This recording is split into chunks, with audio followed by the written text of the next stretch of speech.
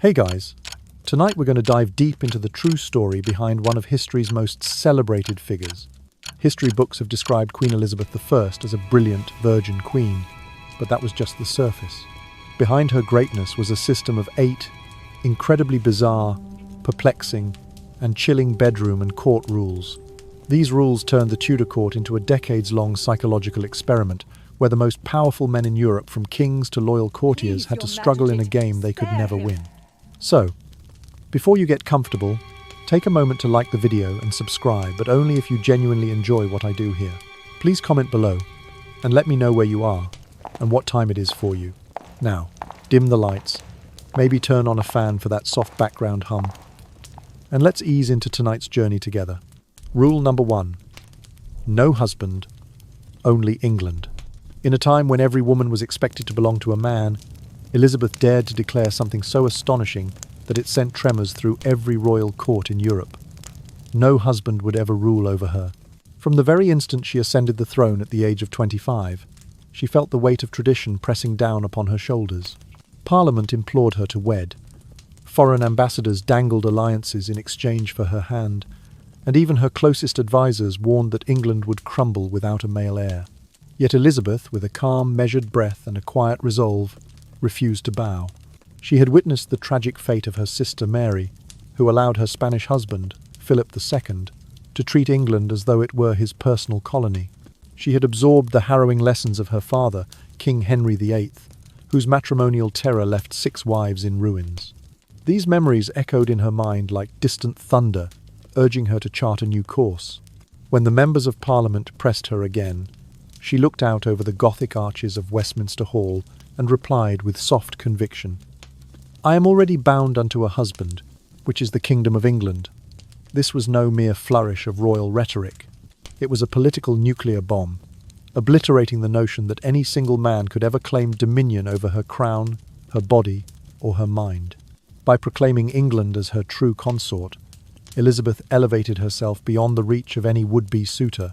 No king, prince, or duke, regardless of his wealth, lineage, or military might, could compete with an entire nation pledged in sovereign devotion. She became the unattainable prize. Every courtier scrimped and scrounged to gift her gold and jewels. Every diplomat crafted treaties begging for her favour, and each alliance was brokered with the hope of securing an audience that would never lead to marriage. In the soft glow of candlelit chambers, noblemen stood in stiff doublets and embroidered cloaks, their voices trembling as they recited odes to her beauty, her wisdom, her grace. And Elizabeth, poised upon her velvet-draped throne, listened with a serene detachment, allowing their hearts to race and their hopes to flourish, only to remain forever out of reach. The psychological impact was profound. Men of vast ambition were reduced to adolescent suitors, their hands twisting nervously at the hilt of their swords, their pulses racing in the hush before her. Their desperation became her diplomatic leverage, their yearning, her secret currency. Imagine a king battle-hardened and fierce-silent in her presence, awash in the hush of his own desire, stripped of his usual authority by a single deliberate refusal. In that moment, Elizabeth held the power of an empire, in the gentle curve of her lips and the measured cadence of her speech. What made this strategy revolutionary was not simply the refusal of marriage, but the manner in which she wielded that refusal as a tool of statecraft. Each diplomatic overture, whether cloaked in roses or sealed with signet rings, became an opportunity to extract concessions. She negotiated trade agreements that enriched English coffers, secured naval support that bolstered her fleets, and drew territorial privileges that expanded her domain. All the while, the delicate dance of courtship unfolded like a grand theatrical performance, with Elizabeth directing every move. Yet, for all the grandeur of her politics, Elizabeth ensured the reasons for her solitary stance were woven into the fabric of her courtly image. Whispered rumours in shadowed corridors spoke of her discerning taste and unyielding standards. Poets composed verses extolling her as the virgin queen wedded to her realm. Painters captured her likeness in sumptuous canvases, draping her gown with the symbolism of a bride adorned in national splendour rather than marital finery. In this way, she elevated her own value to mythical proportions, forging an aura of mystique that made every denial feel like an honour and every rejection a badge of unworthiness. Thus, with serene confidence and a voice as soft as twilight, Elizabeth declared that her one true companion was her realm. She refused the bonds of matrimony not out of mere obstinacy, but as a calculated gesture of sovereignty, securing a throne unassailable by any mortal husband. And so began the reign of the woman who made herself the treasure no one could seize, whose quiet decree, "No husband, only England," echoed through the ages as the most audacious assertion of royal autonomy ever whispered into the night. Rule number 2. Secret romance meant prison or death. This is a truth that will astonish you. Elizabeth did not merely govern her own heart, she claimed dominion over the affections of every gentleman at her court. Rule number 2. Whispered in candlelit corridors and etched into the very laws of the realm, decreed that any man who dared to pursue, to wed, or even to flirt with a woman in Elizabeth's presence, must first obtain her personal permission. Violate this mandate, and you faced imprisonment in the Tower of London, exile to distant lands, or far worse fates. Such was the price of forbidden love under Queen Elizabeth's watchful gaze. Consider the case of Sir Walter Raleigh, one of Elizabeth's most beloved courtiers, a man whose reputation shone like a star in the golden age of the Renaissance. He was handsome, wealthy, witty, and entirely devoted to her. Picture him in sumptuous doublet and hose, the flicker of torchlight dancing across his determined features as he spoke of honour, of duty, and of his deep admiration for his queen. Yet in 1591, driven by a tender impulse, Sir Walter secretly married one of Elizabeth's own ladies-in-waiting, the gentle Elizabeth Throckmorton. When the Queen discovered this clandestine union, her reaction was nothing short of a political, nuclear explosion. She did not dismiss them lightly, nor did she merely castigate them with stern rebukes. Instead, she ordered both Sir Walter and his new bride thrown into the grim dungeons of the Tower of London, the very fortress where she had once immured traitors and conspirators. Imagine the weight of that moment, the heavy iron door slamming shut, the echoing footsteps of guards receding into darkness, and the realization that the simple act of marriage, an expression of love and commitment, had been elevated to the level of high treason. In Elizabeth's court, wedding vows without the Queen's explicit consent were crimes against the state. But the cruelty did not end with Raleigh alone. Elizabeth used these high-profile imprisonments as dreadful examples to terrorize every gentleman in her service.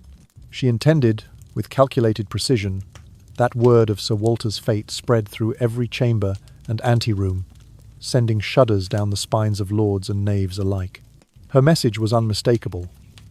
The most intimate relationships, the tenderest of bonds, belonged not to private hearts but to her sovereign will. In this way, she suspended the natural course of affection, making love itself a privilege to be granted or withheld by royal decree. Now, let yourself drift into the imagined mindset of a man in his 30s or 40s at Elizabeth's court. Envision the anxious knot in your stomach as you approach her presence, heart pounding like distant thunder, preparing to utter the words that could seal your fate. You must first present yourself before the Queen, humbly request permission to court a lady you hold dear, and then wait for her to grant or deny your petition.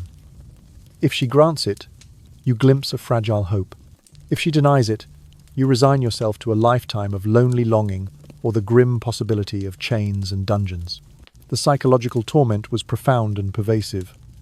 Each man ceased to be master of his own heart, becoming instead a contestant in a strange courtly game of approval.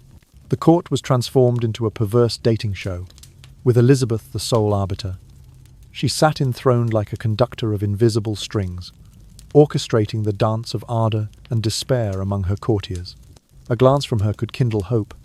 A flick of her fan could snuff out affection as easily as a candle's flame. This control extended beyond matters of marriage, it reached into the very essence of masculinity. In an era when men prided themselves on courage and autonomy, Elizabeth reversed the roles.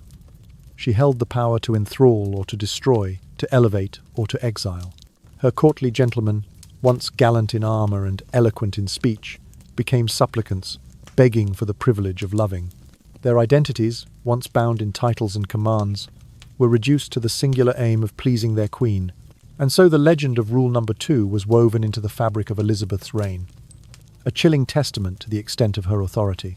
She wielded the threat of prison and death not merely as punishment, but as a mechanism of social control, compelling absolute obedience in matters of the heart. Love, that most human of impulses, was recast as a danger-laden enterprise, subject entirely to royal approval. In the hushed hours of twilight, when the torchlight flickered low and the court lay in restless anticipation, Elizabeth I reigned supreme not only over a kingdom but over the hearts and desires of its most powerful sons.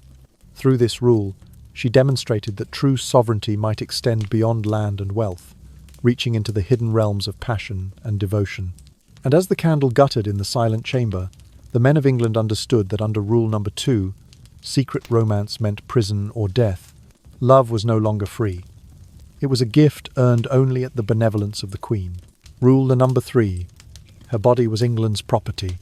In the softly flickering candlelight of the Tudor court, a hush would fall whenever Elizabeth I glided into view.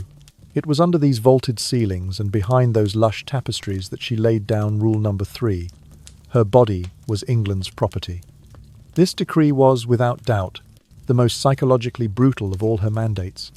In an era when a woman's body was literally viewed as a piece of property, passed from father to husband, Elizabeth proclaimed that her own form belonged to no man but to the realm itself. And yet, it was the way she weaponized that claim, transforming a personal vow into a statecraft instrument, that revealed her genius and her cruelty, entwined in one subtle movement of her hand. To comprehend the depth of this rule, imagine a kingdom where every woman is the chattel of her nearest male relative.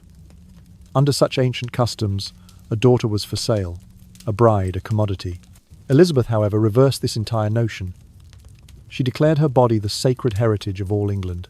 She herself became a living emblem of the nation's unity and sanctity, untouchable by any earthly suitor. But she did not stop at mere declaration. She wove a legend around her perpetual virginity, a myth so potent that it drove the most hardened of kings and princes to near madness with desire and frustration. Elizabeth would often refer to herself as already wedded to England, and she wore a gilded ring upon her finger to symbolize this eternal union. Picture foreign ambassadors, resplendent in their embroidered doublets, leaning forward with furrowed brows to examine that ring, as though by deciphering its inscription they might find a crack in her armor. They would return home, envoys of hope, only to report in trembling letters that they had no rival save for an entire nation. Their world-weary monarchs would listen in stupefaction, realizing they could not simply dispatch an army or arrange a dynastic union to possess her. They would need to outbid an empire itself. Modern psychologists might call this a textbook exercise in leveraging scarcity and unavailability to augment value. Elizabeth understood that the rarer the object, the more precious it becomes in the eyes of the beholder, and so she cloaked her feminine form in layers of sumptuous velvet and silk, cut and tailored to reveal just enough flesh, perhaps a slender wrist here, a glimpse of her neck there to inflame the imagination.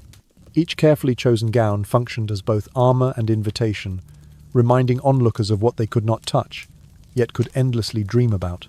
The interplay of concealment and reveal created a tension that no fortress wall could rival. Diplomats would send dispatches home, their prose dripping with near-ecstatic detail. How the Queen's cheeks caught the firelight, how the pearls at her neckline whispered of untold luxury, how the faint scent of her lavender perfume seemed to beckon from across the hall. In attempting to possess her image through words, they sought to fill the chasm left by their inability to possess her physically. The psychological torment inflicted upon these suitors was astonishing. Their minds became battlegrounds of longing and despair, their nights haunted by visions of the Queen's pale face framed in soft candle glow. Philip of Spain, wed to Elizabeth's ill-fated sister Mary, could not let go of the idea that he might one day claim Elizabeth as his queen and his bride. He lived for decades in what historians now suspect was an almost obsessive state, pouring resources into carefully orchestrated courtship, all the while knowing full well that her vow to England was unbreakable. Similarly, the Archduke Charles of Austria dispatched lavish gifts tapestries woven with gold thread, exotic spices, and rare silks year after year, only to receive no more than polite deferrals. Their repeated rejections were not merely refusals, but deliberate campaigns of psychological torture, extending over years, even decades. But Elizabeth's dominion over men stretched far beyond those early marriage proposals. By mastering the art of subtle provocation, revealing a hint of skin here, a playful glance there, she commanded loyalty and concessions from foreign courts without ever stepping beyond her throne. Each flutter of her fan, each arch of her eyebrow, was a calculated gesture in this unspeakably delicate diplomacy. She understood that true power could flow from the unspoken. A soft sigh or a half-smile could shift alliances, reshape treaties, and redraw maps. Thus, rule number 3, her body was England's property, stands as a testament to Elizabeth's unparalleled mastery of psychological warfare. She transcended the material trappings of monarchy, armies, and gold to command the deepest desires and fears of Europe's elite.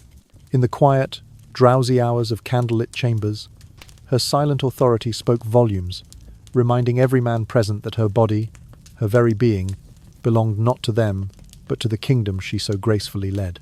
Rule number 4. No man could ever command the Queen. In the dim, lantern-lit corridors of Elizabeth's great palace, a curious hush would descend whenever her finery appeared beyond the carved doorways. It was under these vaulted ceilings, amid the rich hangings and polished marble, that rule number 4, no man could ever command the Queen, held sway. This decree upended every expectation of female comportment in the 16th century. No man, no matter his rank, his wealth, or his prowess on the battlefield, could lay claim to directing Elizabeth's actions. Yet it was not merely her refusal to obey that was so astonishing, but the manner in which she compelled even the most powerful English gentlemen into utter subservience, unravelling their masculine identities with unsettling subtlety. Imagine a high lord of the realm, his armour polished to a mirror sheen, his gilt sword at his side. He commands armies and governs vast estates, yet at Elizabeth's approach he must bow so deeply that the hem of his cloak brushes the stone floor. His back remains bent, shoulders curved, until the Queen grants him permission to straighten, perhaps with a slight nod or the soft lift of her fan. Until that moment, his voice is bottled behind the dam of courtesy. To speak prematurely would be to insult the sovereign's very presence. Such was the daily ritual, a choreography of submission that echoed through the hollow chambers like a mournful refrain. But this spectacle merely set the stage for deeper, more insidious power plays. Elizabeth required her male counsellors to vie for her attention, as though they were eager youths seeking the hand of a noble lady. Lord Burghley, her most faithful adviser, would pen missives in delicate looping script, each letter an earnest plea for private counsel. He would open with deferential gratitude, then timidly petition for a personal audience, concluding with profuse thanks for any sliver of her time. He knew that each favour granted, each private meeting, was an affirmation of his usefulness, a rare drop of sunlight in a vast sea of courtly shadows. Meanwhile, the Earl of Leicester, once rumoured to be the object of her deepest affections, played a different role. He witnessed her entertain other suitors with placid courtesy, princes from the continent, ambassadors in resplendent doublets, each striving to outshine the rest with eloquent flattery. Leicester, forced to stand aside, maintained a gracious smile, though his heart quickened at each turn of her gaze.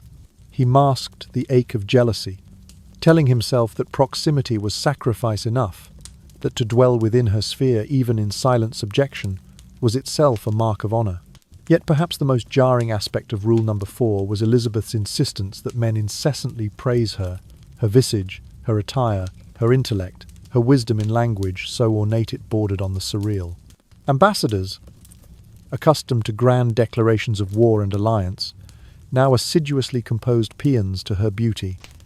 Her eyes likened to twin pools of moonlit silver, her skin described as soft as dove's down, her mind hailed as sharper than any sword.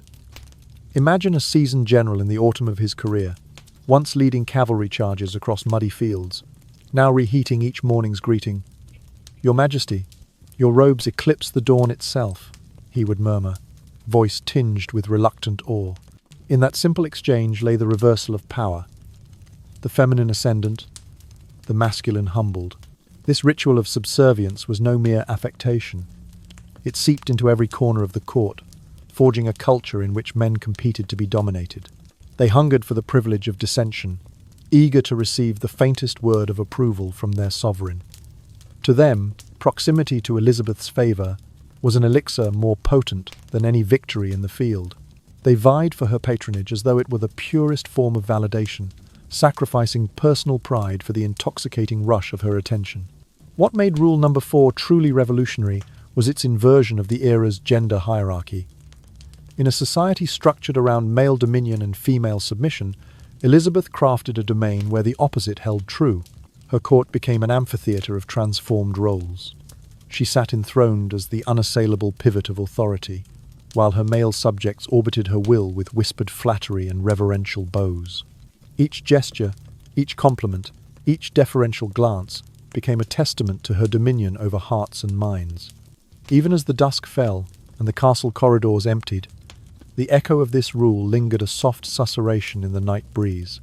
In the silent depths of the palace, one could almost hear the rustle of silk and the thump of noble hearts, still swaying to the rhythm of their queen's quiet command. And so, with whispered power and velvet insistence, rule number 4, no man could ever command the queen, endured as a testament to Elizabeth's unparalleled mastery of authority and psychology, reshaping not only the dynamics of her court, but the very essence of sovereignty itself. Rule number 5.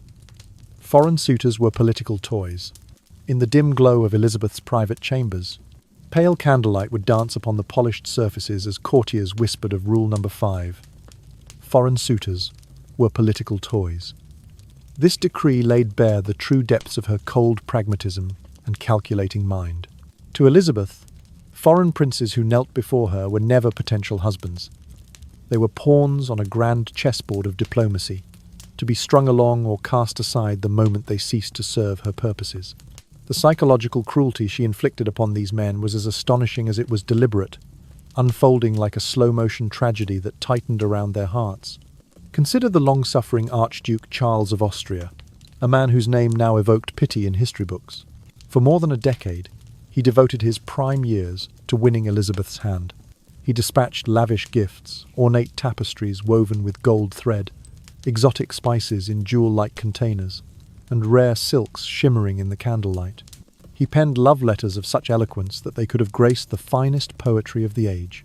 His ambassadors negotiated marriage terms ceaselessly, crafting treaties and alliances that bound England and Austria in a web of expectation. And yet, through it all, Elizabeth maintained just enough warmth to keep him invested, but never enough commitment to seal their union. She used Archduke Charles's desperation as leverage in trade negotiations, extracting favourable tariffs and securing military alliances with chilly efficiency. Meanwhile, the Archduke languished in hopeful anticipation, convinced that each fresh overture signalled a step closer to matrimony. But Elizabeth had known from the beginning that she would never marry him. Court records reveal that she privately mocked his appearance, deeming his proposals tedious beyond measure. She laughed at him in the solitude of her chambers while he poured his wealth and his years into a pursuit that would never bear fruit. The horror of this realization of being a starved lover, dancing on strings, held by a queen who cared nothing for his devotion, speaks to the darkest ironies of power. Yet Archduke Charles's plight was only the opening act. King Eric XV of Sweden endured an even more harrowing ordeal. Driven by a mixture of duty and desire, he sailed across storm-tossed seas to offer himself in person at Elizabeth's court. He arrived with heart in throat and banners aloft, expecting at least a private meeting. Instead, Elizabeth bade him wait for months, filled with anxious vigils and sleepless nights. When at last she granted him an audience, she received him with a cold politeness so piercing that historians record his breakdown as a near-nervous collapse. He returned home in disgrace, his spirit shattered by the humiliation of being trivialized before the crown jewel of Europe. You will not find these intimate torments detailed in conventional history lessons, but they were integral to Elizabeth's strategy. She maintained a meticulously orchestrated system for managing her suitors, encouraged them just enough to keep hope flickering, demand sumptuous gifts and political concessions as proof of their devotion, then offer gentle promises of future progress. Yet every promise was a mirage, dissolving when they drew near. This pattern of expectation and delay stretched on indefinitely, inflicting on these men a potent blend of aspiration and despair. It was a diplomatic game so surreal that modern dating coaches would shudder at its audacity and precision. Elizabeth essentially operated a decades-long catfishing campaign against some of the most powerful men in Europe. Instead of asking for gold or jewels, she demanded political favours, trade agreements, military support, territorial concessions, using their lust for her hand to bolster England's global standing. The psychological toll she exacted was unimaginable. These princes spent the best years of their lives in pursuit of a love that existed only in their own hearts, performing daily rituals of flattery and obsequiousness to keep the queen entertained. In the quiet hush of her presence, their ambitions were reduced to the status of mere diversions. In the softly whispered hours before dawn, Elizabeth's court resembled a grand theatre of longing. Her foreign admirers, once regal and proud, became tragic figures, ghosts wandering the corridors, clutching love letters and empty dreams. They were her playthings, moving at her whim, dancing to the rhythm of her caprice. Each suit offered and rejected reaffirmed her sovereign supremacy, reinforcing the notion that she held not just a crown, but the very hearts of Europe's elite in the gentle clasp of her will. Thus, rule number 5, foreign suitors were political toys, stands as a chilling testament to Elizabeth's mastery of psychological warfare. She showed the world that love could be manipulated as deftly as any trade pact, that desire was a tool of statecraft as powerful as any fleet. In the flickering candlelight of history, her reign endures not only for the armadas she defeated, but for the unbroken spell she wove around the hearts of men, leaving them forever haunted by the memory of a queen who would never be theirs. Rule number 6. Absolute loyalty or complete destruction. In the hushed twilight of Elizabeth's court, where torchlight pooled like liquid gold upon the stone floors, rule number 6. Absolute loyalty or complete destruction reigned supreme. This decree was perhaps the most terrifying of all her dictates, for it demanded that every male courtier swear fealty without question, without hesitation, and without reservation. And yet, the true horror lay not merely in the insistence on unwavering devotion, but in the terrifying breadth with which Elizabeth defined betrayal so expansively that even the slightest, most inadvertent misstep could summon social ruin, financial ruin, or the ultimate fate of execution. Imagine yourself as one of her male counselors, a man of stature and reputation, garbed in doublet and cloak embroidered with the royal arms. You have served her loyally, offering counsel, negotiating treaties, and commanding troops in her name. Yet at any moment, a misheard phrase, a misplaced glance, or a spirited disagreement could be construed as evidence of disloyalty. In Elizabeth's court, loyalty was not merely preferred. It was required in every heartbeat. To falter even once was to place oneself in the path of her inexorable wrath. No example illustrates this more chillingly than the tragic downfall of the second Earl of Essex, Robert Devereux. Essex was young, handsome, and charismatic, the very image of courtly grace. For years Elizabeth lavished upon him her trust, her confidences, and her affection. She granted him titles, lands, and the rare privilege of her private company. Yet when Essex began to exercise what he believed to be prudent independence, issuing military orders without explicit royal consent, engaging in heated disputes with other courtiers, Elizabeth's demeanour shifted with a cold precision that could freeze a man's blood. First came the silence. For weeks on end, Essex would stand within her presence, heart pounding, lips parted to speak, only to be met with unreadable stillness. His letters went unanswered, his urgent petitions were set aside, and the corridors he once walked with royal favour felt suddenly hostile and cavernous. He soon realised that he was at the mercy of her whim, that every heartbeat of hope could be extinguished in an instant. Then, at a moment of her choosing, Elizabeth would extend a small gesture of grace, a brief audience in her private chambers, a kind word spoken softly. It was enough to rekindle Essex's hopes, to make him believe that he had been restored to her favour. Yet this compassionate reunion proved to be no kindness, but another calculated twist in her merciless design. The ebb and flow of her affection became a slow-acting poison, driving Essex to the brink of confusion and despair. He lived in a perpetual state of uncertainty, never knowing whether he was cherished or condemned. Eventually, Essex's torment culminated in desperate rebellion, a futile attempt to reclaim his lost standing. His insurrection collapsed almost as soon as it began, and Elizabeth's response was swift and absolute. Without a moment's hesitation, she ordered his execution. The same man who had once strode confidently through her halls, secure in her favour, was led to the scaffold like a common criminal. His head fell beneath the axe, and Elizabeth displayed neither remorse nor hesitation. The courtiers looked on in stunned silence, as the flesh and blood embodiment of her once trusted friend was severed from the world. But Elizabeth's appetite for control extended beyond the personal tragedy of Essex. She transformed his demise into a dread-filled lesson for all who remained. Word of his execution spread like a chill wind, reaching every corner of her realm. The message was unmistakable. No matter how deeply she seemed to favor you, no matter how ardently you sought her approval, any hint of disloyalty, whether real or perceived, would invite your complete destruction. Her power over men was cemented not by rewards alone, but by the ever-present threat of terror. Under rule number 6, the men of her court endured what modern psychiatrists might describe as severe anxiety disorders. They second-guessed every word, every gesture, every tilt of the head. Did that nod carry too much familiarity? Did that bow seem insufficiently reverent? Some courtiers grew physically ill, their constitutions weakened by the relentless strain of maintaining the Queen's favour. Supper tables fell silent, as companions eyed each other warily, wondering who might next fall from grace. Elizabeth, ever the consummate strategist, understood that fear was as potent a tool as adoration. She used it to tighten her grip on the loyalty of her counsellors, transforming the court into a theatre of psychological terror. Each man became his own jailer, policing his thoughts out of dread that even a private doubt might become a public offence. The boundary between loyalty and treason blurred, ensuring that no one dared stray beyond the narrow path she set.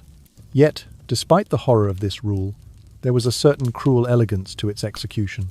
Elizabeth wielded absolute power, not with ostentatious display, but with subtlety, a withheld glance, a delayed response, a fleeting smile. In doing so, she demonstrated that true sovereignty could encompass the most intimate corners of the mind and heart.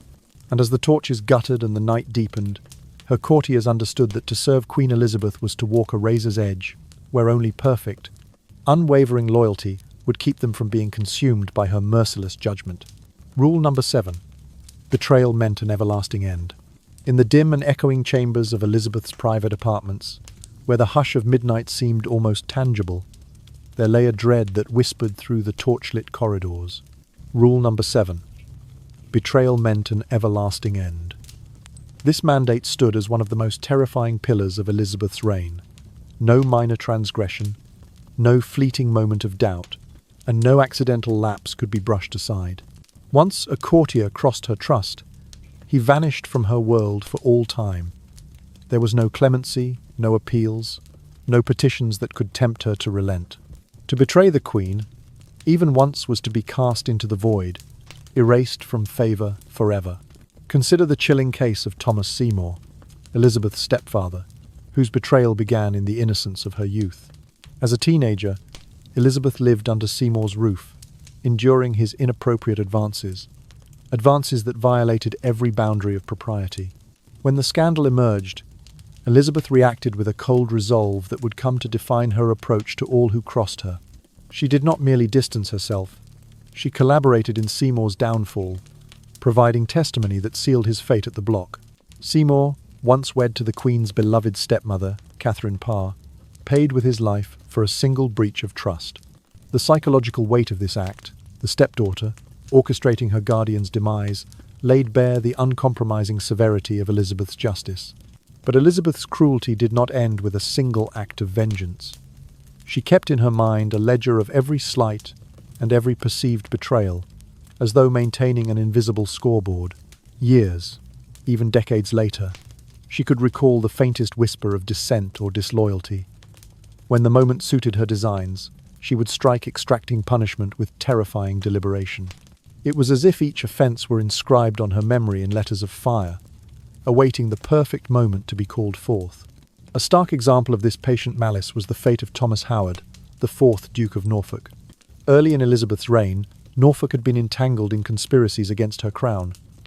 Though she publicly pardoned him and allowed him to retain his dukedom, that pardon was a facade. For over a decade, Norfolk moved through court under a fragile illusion of security, oblivious to the quiet storm gathering behind his back. Then, when a fresh plot was uncovered, Elizabeth summoned the sins of his youth, long thought forgiven, to justify his execution. She wielded those past betrayals like a weapon, demonstrating that no crime was ever truly forgiven in her eyes, only deferred until the hour of her choosing. Yet the annihilation extended beyond the offender alone. Elizabeth recognized that to truly terrify her subjects, she must obliterate entire family lines. When she judged a lineage stained by betrayal, she ensured that titles were revoked, lands were confiscated, and heirs were stripped of inheritance. The consequences of treason echoed across generations, leaving descendants haunted by the sins of their forebears. By dismantling a traitor's legacy, she broadcast a warning that betrayal would not only destroy the individual, but also condemn his bloodline to ruin. The psychological fallout from rule number 7 was catastrophic. Men lived under the constant threat that some long-forgotten misstep might resurface to spell their doom. They navigated the labyrinth of court etiquette with trembling precision, knowing that a misworded compliment or a delayed curtsy could seal their fate. Each audience with the Queen became a trial by fire. Each favour returned a fragile lifeline. Anxiety gnawed at their sleepless nights. Doubt shadowed every waking moment. Some courtiers fell ill from the relentless strain, their health wilting under the weight of uncertainty. Imagine the scene at a grand state banquet. The hall is alight with crystal chandeliers. The tables groan under platters of roast and spiced fruits, and lutes play soft harmonies in the background. Yet beneath this veneer of celebration lies a current of dread. Every nobleman, adorned in silk and brocade, is acutely aware that a jest too free, a glance misplaced, could find him later stripped of rank, wealth, and even life. They dine in uneasy camaraderie, their laughter forced, their eyes flicking to the Queen's throne where she sits in serene authority, every gesture weighed for hidden meaning. Elizabeth's application of rule number 7 demonstrated an acute mastery of psychological warfare. Rather than brandishing a sword, she wielded memory and patience. She catalogued offences, both trivial and grave, and stored them like tinder awaiting a spark. When she ignited that spark, the result was total destruction. Nothing left but ruin and fear. Even the most loyal subjects were kept on edge, for they could never be certain which moment of perceived disloyalty would prompt her wrath. And so, through the hush of her midnight halls and the quiet rustle of her courtly gowns, rule number 7, betrayal meant an everlasting end, endured as the final testament to Elizabeth's iron will. In her world, trust was not freely given, loyalty was not lightly granted, and even the merest whisper of betrayal consigned a man and his lineage to a darkness from which there was no return. Rule number 8. Virgin Queen, supreme power through denial. In the silent hush of candlelit antechambers, where echoes seemed to linger like drifting dust, Elizabeth I wove her final and most masterful psychological tapestry. Rule number 8. Virgin Queen, supreme power through denial, guided her for nearly 4 decades. A decree so profound that no man could ever breach it, a prize no one could ever claim, and a source of unrivaled authority that compelled the most potent figures of Europe to dance to her silent command. To understand the genius of this rule, one must first recall the strict societal norms of the 16th century, when an unmarried woman was often deemed incomplete, unprotected, and essentially of little consequence. Elizabeth, however, reversed this view completely. By steadfastly preserving her virginity, she weaponized what society considered a weakness into her greatest asset. She did not merely refrain from marriage, she elevated her chastity into an emblem of national unity, her personification of England's purity and sovereignty. In doing so, she created a sovereign enigma, the ultimate forbidden fruit that men would crave but never possess. Imagine a foreign monarch arriving at her court, heart pounding with hope. He beholds her in resplendent gowns, each gown chosen to accentuate her elegance, to hint at the power concealed beneath the silk. Yet she remains aloof, serene, and inaccessible. In that moment, the monarch realizes that he is standing before the one woman in the world whom he could never conquer. The resulting mix of desire and frustration haunted him for years, perhaps even for life. King Philip II of Spain, once wed to Elizabeth's ill-fated sister Mary, persisted in his courtship into his 60th year, unable to relinquish the belief that he might be the one to win her hand. He poured his royal treasury into lavish gifts, sending ambassadors with offers of alliance and tribute, yet he never succeeded. This was the true brilliance of Elizabeth's strategy. She used the obsession of these powerful men with her virginity to extract staggering political and economic concessions. Suitors vied to outbid each other, promising England vast trade agreements, military pacts, and territorial cessions, all for the mere prospect of one day becoming her husband. Elizabeth conducted these negotiations like a seasoned auctioneer at a market, her gavel a delicate nod, her words a gentle refusal that drove prices ever higher. Yet despite every inducement, she never intended to follow through. Her chastity was not a bargaining chip she meant to surrender. It was the very source of her strength. Modern psychologists would recognize this as the ultimate demonstration of scarcity's power to create value. By making herself impossible to obtain, she transformed her person into the most coveted prize in Europe. Kings drained their coffers to send her jeweled trinkets and exotic wares. Princes dedicated decades of their lives to writing love letters that would rival the finest poetry of the age. Ambassadors competed to deliver proposals from their sovereigns, each striving to be the first to secure an audience. The tension she created was nothing short of extraordinary. Men who encountered Elizabeth described a paradoxical sensation, drawn by her grace, yet terrified by her unyielding inaccessibility. Elizabeth understood that this unique blend of feminine allure and sovereign authority struck at the very core of masculine identity. She dressed to emphasize her womanly charms, silken skirts cascading like moonlight, delicate lace framing her neckline, while wielding power in traditionally masculine ways, issuing commands, negotiating treaties, and overseeing military strategy. This dissonance between expectation and reality drove her suitors to desperation and left them utterly off balance in her presence. What tears at the mind's edge is the realization that Elizabeth's virginity became a form of soft power more effective than any standing army. She could dictate the behavior of foreign kings merely by hinting at the possibility of marriage. The suggestion of her hand was enough to secure favorable trade terms or naval support, yet the actual promise remained ever out of reach.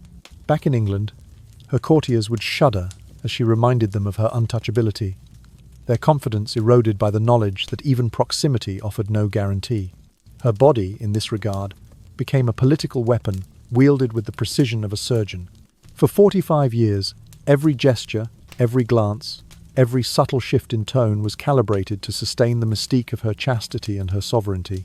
In the softly lit hallways of Whitehall, in the ornate chambers of Hampton Court, the echo of Rule No. 8 endured like a soft refrain. To possess Elizabeth was to claim the soul of a nation, and yet to do so was forever impossible. And so, in the lull of midnight's embrace, with the distant strains of lute and harp fading into silence, Elizabeth's final rule whispered on the night air, a testament to her unparalleled genius. By refusing herself, she claimed dominion over all, the Virgin Queen, supreme in power through the art of denial. Thus, we have reviewed the 8 bedroom rules of Elizabeth I, revealing how she employed psychological manipulation to maintain her authority for 45 years. Next, let us turn back the clock and explore her background and journey from her tumultuous childhood through the period under Mary IV to her accession to the throne, the formulation of domestic policies, her confrontation with the Spanish Armada, and finally the profound cultural and artistic legacy she left behind. The following 5 sections will each chronicle the stages of Elizabeth I's rise and consolidation of power. Childhood and family background. In the drowsy hush of the Tudor court, a slender girl came into the world, destined to reshape the course of history. Born as the daughter of King Henry VIII and his second wife, Anne Boleyn, Elizabeth inherited a legacy that was both grand and tragic. Her father, Henry VIII, ruled with formidable strength, his reign marked by sweeping religious reforms and monumental displays of royal power. Her mother, Anne Boleyn, embodied both the heights of courtly favour and the depths of fatal intrigue. Together, their stories set the stage for Elizabeth's own tumultuous beginnings. When Elizabeth was barely 3 years old, the world she knew shattered. Anne Boleyn was accused of treason and adultery, and then led to the scaffold.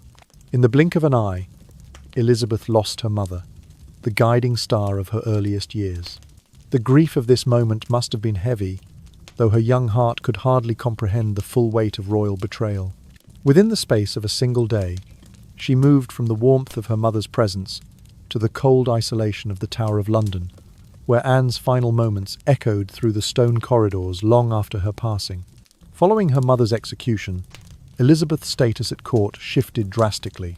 Once a princess in good standing, she now bore the mark of illegitimacy in the eyes of the church and many courtiers. Her father declared her no longer a legitimate heir, and she was excluded from the line of succession. Yet this illegitimate label did not erase her royal blood. Rather, it cast her into a precarious position where the very walls of the palace seemed to whisper doubts about her future. In these uncertain years, Elizabeth learned early that lineage could both elevate and endanger, depending on the whims of power. Despite the shifting fortunes of her birth, Elizabeth's education became a beacon of stability. She was entrusted to some of the era's finest tutors, immersing her in the languages of Latin and Greek, in the histories of Rome and Greece, and in theology that danced between ancient scripture and the new humanist thought of the Renaissance. Under the careful guidance of scholars, she learned not only to read and write, but to question and to reason. Roger Ascham, her renowned tutor, introduced her to the wider realms of classical literature and the notions of moral philosophy. His instruction instilled in her a thoughtful, introspective mind, one that would later serve as both shield and sword in the treacherous world of court politics. Amid her scholarly pursuits, Elizabeth could not escape the political tempests that swirled around her family name. When her half-sister Mary ascended the throne as Mary IV, a devout Catholic, the religious pendulum swung once more. Elizabeth, a formation of the new Protestant faith, found herself vulnerable under Mary's stern rule. She was stripped of her household, her income curtailed, and at times placed under a sort of comfortable house arrest. Yet these hardships taught her invaluable lessons about the fickle nature of power, the ever-present danger of conspiracy, and the necessity of caution when navigating royal favour. In the quiet lull of her chambers, with vellum scrolls unfurling across her desk, Elizabeth absorbed these lessons like a sponge soaked in ink. She recognized that intellectual rigor could be her refuge, a realm where her birthright could not be stripped away. She witnessed firsthand how swiftly a throne could change hands, how devotion to one creed could become a crime under another ruler. These early experiences of instability, exclusion, and political peril forged in Elizabeth a resilience that would later become legendary. Thus, from her earliest days, caught between the glory of her father's reign and the shadow of her mother's demise, Elizabeth emerged with a mind honed by scholarship and a spirit tempered by adversity. The unstable ground of her childhood, the label of illegitimacy, the rigorous education, and the ever-present courtly intrigues would together lay the foundation for a queen who would one day command not only respect, but deep-seated loyalty. In the sleepy corridors of her youth, the seeds of her unparalleled reign were quietly sown. Life under Mary IV and the path to the throne. In the soft glow of Tudor candlelight, Elizabeth's years under her half-sister, Mary IV, unfolded like a lesson in endurance and discretion. Mary's reign, though brief, was fraught with attempts to restore Catholic orthodoxy and to punish those deemed heretical. Elizabeth, viewed with suspicion for her Protestant sympathies, found herself caught in the tide of religious turmoil that swept the realm. Elizabeth's name surfaced in the wake of the Jersey Plot, a conspiracy that sought to replace Mary with her younger sister. Though evidence was thin, Mary's advisors feared that Elizabeth might be a rallying point for Protestant rebellion. Elizabeth was summarily placed under house arrest, her movements constrained within the cold walls of Woodstock, and later the Tower. She endured repeated interrogations, each a test of her composure and resolve. Yet, as months turned into a year, Mary found no proof of her guilt and released her. These trials, though terrifying, forged in Elizabeth a quiet fortitude and an instinct for political survival, a resilience that would prove indispensable in the years to come. Amid these perilous days, Elizabeth navigated the treacherous waters of religious politics with careful grace. Mary, determined to revive Catholicism, reintroduced Mass and persecuted outspoken Protestants. Elizabeth, however, maintained an air of neutrality. She attended Masses to avoid appearing provocative, yet cultivated friendships with moderate clerics and humanist thinkers. Through small acts of kindness, gifts to impoverished parishioners, visits to widows, discreet support for scholars, she constructed an image of benevolence that transcended confessional lines. In doing so, she won the goodwill of subjects across the religious spectrum, all while guarding against the perception that she was an active threat to Mary's throne. When Mary fell ill and breathed her last, the political landscape shifted in an instant. The Privy Council and leading members of Parliament, mindful of Elizabeth's popularity and the nation's desire for stability, urged her to assume the crown. On that quiet autumn morning in 1558, Elizabeth received the news of her sister's death. She donned robes of state, their crimson velvet trimmed with ermine, and prepared to address the realm as its new sovereign. The intervening days were a blur of ceremony and council, culminating in the day of her coronation at Westminster Abbey. At the age of 25, the formality of her anointing marked the end of her years in political limbo and the beginning of her own storied reign. Immediately after her accession, Elizabeth took to the throne with measured confidence. She issued her first royal proclamation to Parliament, pledging to uphold true religion and to govern with justice for all her subjects. She vowed to protect England from internal divisions and external threats, invoking her love for the realm as her guiding principle. In a gesture that would echo through history, she declared herself wedded to England, a symbolic union that would shape the next 45 years of her rule. This declaration of spiritual matrimony restrained any notion of earthly marriage and asserted her undivided loyalty to her subjects. Elizabeth's inaugural speech was as much a promise as it was a strategy. By balancing religious factions, she aimed to prevent the kind of sectarian violence that had plagued Mary's reign. She assured Catholics that their Mass would be tolerated within reason, while gently reminding Protestants that she would not tolerate sedition. Her words wove a tapestry of moderation, drawing on her experiences under Mary's stern rule to craft a policy of cautious inclusivity. In declaring her virginity and her devotion to the kingdom, she laid the foundation for a political identity that transcended personal desire, elevating her reign into a symbolic epoch of national unity. And so, in that solemn moment of transition, Elizabeth stepped forward from the shadows of her sister's reign, armed with lessons learned during her years of confinement and suspicion. She emerged not as a pawn of factional strife, but as a sovereign determined to mould her own destiny. In the measured cadence of her early proclamations and the quiet dignity of her coronation, the new queen announced that her reign would be guided by balance, intelligence, and an unyielding devotion to England. Thus began the journey of a monarch who would become legendary for her wisdom, her resolve, and the very human touch she brought to her exalted office. Domestic policy and relations with Parliament. In the softly creaking halls of her royal residence, Elizabeth I set about weaving the delicate tapestry of domestic governance. Her early years on the throne were marked by the pressing need to restore religious harmony, to cultivate a cooperative partnership with Parliament, to refine the justice system, and to spur the kingdom's economic growth. Each initiative unfolded in gentle ripples upon the surface of English society, guiding the nation towards stability and prosperity. First, Elizabeth turned her attention to the matter of spiritual unity. The realm had been torn apart by religious upheaval under her father, Protestant reforms, and then Catholic resurgence under Mary IV. Elizabeth sought a middle path. In 1559, she oversaw the passage of the Act of Supremacy, which re-established the Church of England's independence from Rome, with her as its supreme governor. A year later, the Act of Uniformity mandated a moderately Protestant form of worship while allowing for certain traditional rites to placate Catholic sensibilities. Thus she crafted a religious settlement that neither demanded rigid conformity nor allowed open dissent. In her softly spoken encouragement to both Protestants and Catholics to live together in peace, she maintained social equilibrium, preventing the sectarian bloodshed that might otherwise have torn the kingdom apart. Elizabeth's next concern was Parliament and its delicate balance with the royal court. In the early days of her reign, she welcomed members of both the House of Lords and the House of Commons, inviting their counsel on matters of taxation and national defence.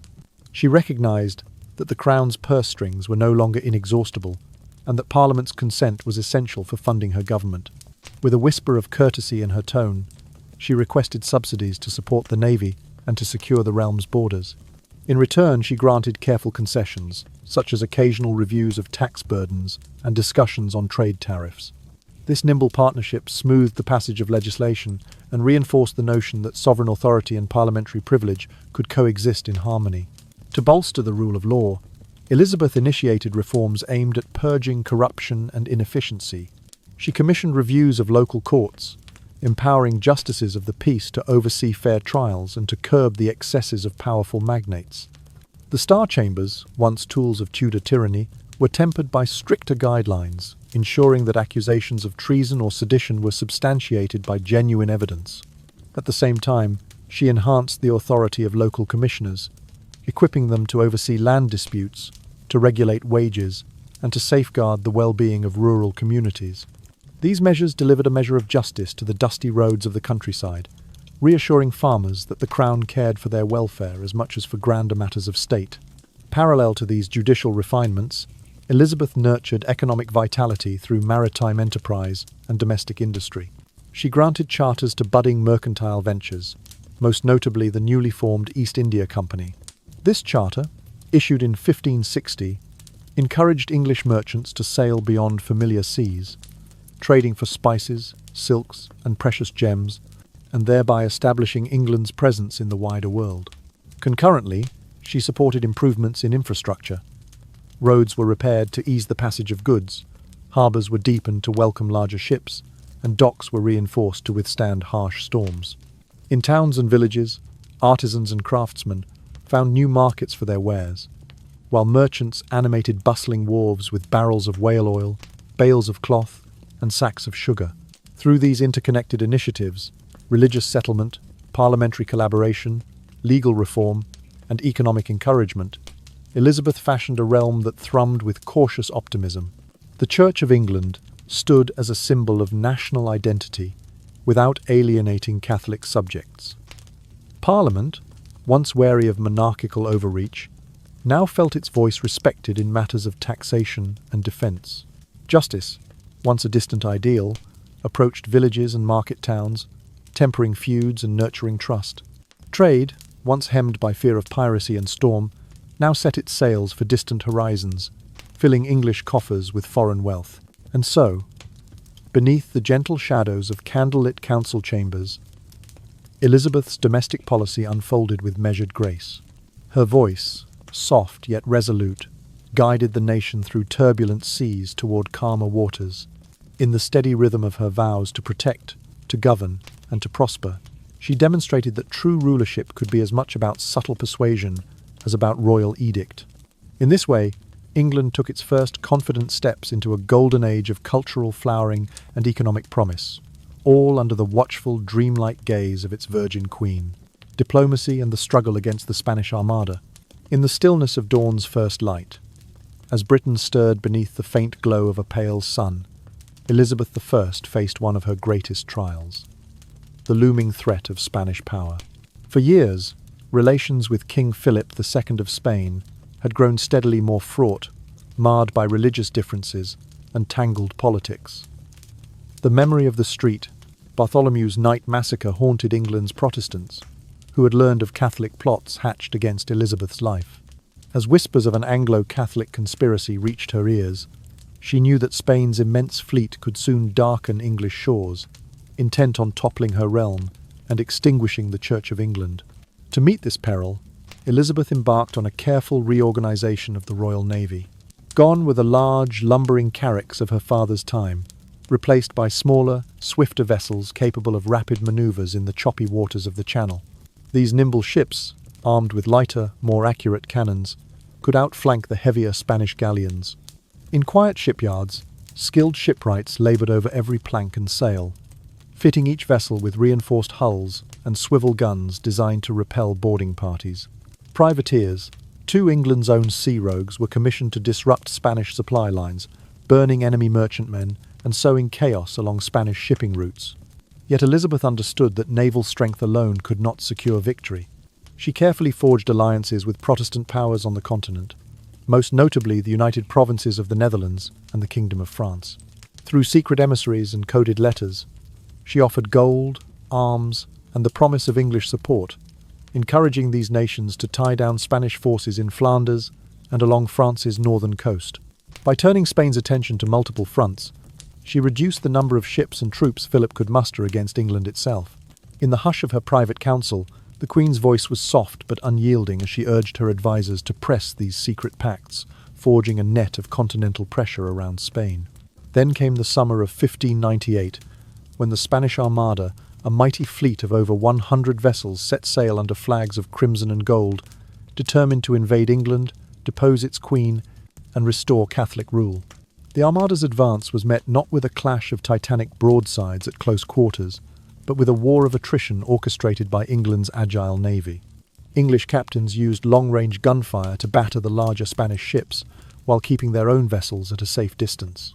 As the enemy fleet struggled to maintain formation in the Channel's treacherous currents, English fireships, old merchant hulls set ablaze, were unleashed among the anchored Spanish galleons, sending crews scrambling to cut their cables and flee in disorder. Yet beyond the tactics of seamanship, it was a sudden, merciless storm that sealed the Armada's fate. As the battered fleet attempted to navigate around Scotland and Ireland on its return voyage, fierce winds and towering waves battered the Spanish vessels, driving many onto jagged rocks. Only a fraction of Philip's armada limped home to Spain, their depleted ranks testifying to the combined might of English strategy and nature's wrath. The defeat of the Armada carried significance far greater than the destruction of enemy ships. Elizabeth's triumph cemented her standing among European monarchs, transforming her from a queen beset by plots into a sovereign who had preserved her nation against the greatest naval power of the age. Back on English shores, the townsfolk gathered on cliffs and beaches, watching the retreating sails with relief and awe. Ballads sprung up overnight, celebrating the undefeated queen and her valiant navy. The victory infused the nation with a new sense of pride and unity, birthing what would be known as the Elizabethan Age, a golden era of literature, exploration, and cultural efflorescence. In the years that followed, the balance of power in Europe shifted irrevocably. Spain's aura of invincibility was shattered, and England's status as a naval power was affirmed. The highways of the sea opened wider to English merchants and explorers, who ventured forth to chart distant lands, secure new trade routes, and claim territories in North America and beyond. Meanwhile, the memory of the Armada's wreckage lingered in Spanish ports, a constant reminder that even the mightiest fleet could be undone by cunning strategy and a storm-tossed sea. Thus, with a combination of diplomatic deftness, naval innovation, and fortuitous weather, Elizabeth I triumphed over the Spanish Armada. The echoes of her victory resounded through her 45-year reign, underscoring the potency of her rule. In the soft twilight of her court, she would later reflect on that momentous summer in hushed tones, knowing that she had not only protected her kingdom, but also ushered in an age of English ascendancy, forever altering the course of European history. Cultural legacy, the arts, and final years. As Elizabeth's long reign drifted toward its close, the kingdom she governed hummed with the creative energies of a golden age. Under her gentle but determined patronage, the arts blossomed in every corner of England. William Shakespeare, Christopher Marlowe, and a host of lesser-known dramatists found favour at court. Their plays performed in the Globe and other playhouses before throngs of eager spectators. Elizabeth, herself a lover of music and poetry, granted generous pensions and licenses to these playwrights, ensuring that the stage would echo with the voices of kings and the whispers of star-crossed lovers. In the quiet flicker of candlelit auditoriums, audiences were transported by tragedies and comedies alike, unaware that their laughter and tears were being guided by a queen who believed in the power of storytelling to bind a nation together. Beyond the theatres, Elizabeth's reign gave birth to an architectural flourish known as the Elizabethan style. Noble families, inspired by the Queen's own stately lodgings, commissioned grand castles, country manors, and landscaped parks to display both their loyalty and their taste. These structures featured tall, ornate chimneys, intricate brickwork, and large mullioned windows that overlooked gardens of clipped hedges and fountains. As twilight settled over rolling lawns and tree-lined avenues, the shadows cast by stately homes seemed to murmur of stability and refinement, testament to a queen whose influence extended even to the stones upon which her subjects walked. Yet Elizabeth's interests reached beyond the arts into the realms of science and exploration. She encouraged intrepid mariners Sir Francis Drake, Sir Walter Raleigh, and Sir John Hawkins to venture into uncharted waters in search of new lands and trade routes. Their return voyages brought exotic goods, pepper, tobacco, gold, and maps of distant shores, igniting the imaginations of scholars and merchants alike. In her laboratories and libraries, humanist scholars translated ancient Greek and Roman texts, while physicians delved into the mysteries of the human body. Astronomy, too, thrived, as learned men charted the stars and refined the art of navigation, their observations guiding ships safely across tempestuous seas. As the years wore on, Elizabeth's health began to decline. The vitality of her youth gave way to frailty, joints stiffened, eyes dimmed, and the weight of decades on the throne pressed heavily upon her shoulders.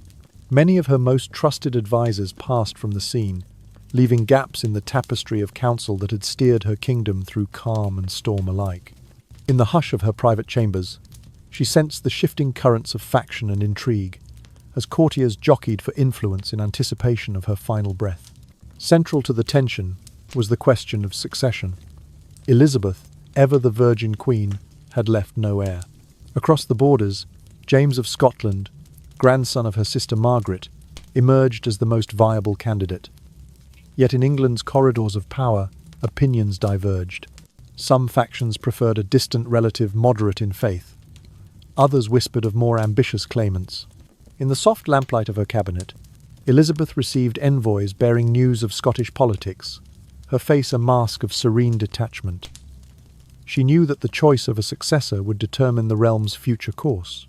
In those final months, the Queen's silence on the matter was as deliberate as her earlier declarations of chastity, a final exercise of authority, leaving her courtiers to wonder and wait. Upon her death in 1598, the world seemed to pause, holding its breath.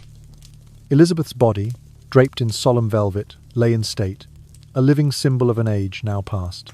When James Stuart crossed the border to ascend the English throne as James I, he stepped into a realm shaped by Elizabeth's vision of tempered power, an enduring testament to her belief in the art of subtle influence. Historians have long debated Elizabeth's legacy, dubbing her the Virgin Queen for her unbroken vow, and celebrating her as a beacon of national identity. Her policies of stimulation and denial have become case studies in leadership, illustrating how the careful calibration of hope and restraint can forge loyalty and command respect. From the creators who penned her era's masterpieces to the voyagers who charted unknown seas, Elizabeth's influence radiated outward, shaping the contours of Western thought and governance. And so, as the last echoes of her reign faded into memory, Elizabeth left behind a kingdom not only spared by her resolve, but enriched by her passion for artistry, learning, and exploration. In the gentle hush of twilight, amid the turrets and quays her patronage had raised, her spirit lingered an enduring whisper of a monarch who understood that true power lies as much in the quiet realms of the mind and heart as in the clash of armies and the roll of cannon. And so, as the last candlelight flickers in the hallowed halls of memory, we draw our tale of Elizabeth's extraordinary journey to a gentle close. Imagine the soft echo of footsteps fading down marble corridors, the tapestries behind you settling into silence, and the echo of her voice, once commanding, always poised, dwindling into the hush of night. Throughout her life, Elizabeth taught us that true authority can be born not only on banners and in battle, but in the quiet mastery of the human heart. She showed that aspiration and restraint, hope and denial, can be woven together like silken threads to sustain a fragile peace, to shape the course of nations, and to leave a legacy both luminous and shadowed. Beneath the gleam of courtly splendor and the roar of distant cannon lay a deeper truth, that every human soul carries its own tempest of desire, pride, and fear.